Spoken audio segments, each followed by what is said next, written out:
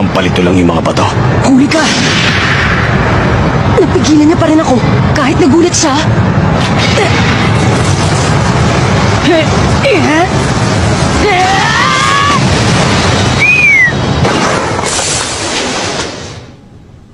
Aba! Oy, Finks. Ano bang ginagawa mo dito? Akala ko ba may importante kayong lakad ni Pinuno ngayon? Nakatalon siya dito sa 4th floor. Para maloko ang kalaban, kailangan mo munang lokohin ng mga kakampi mo. Sus! Mukhang nadali nyo na naman ako ni Pinuno ah. Kaya pala sabi ko, bakit ang dami yatang eksperto sa Zetsu na nasa paligid? Matyaga nang nagmamatsyag. Kahit ang dalawa kanina hindi nila alam. Naloko na. Okay bata. Meron akong mga tanong para sa'yo.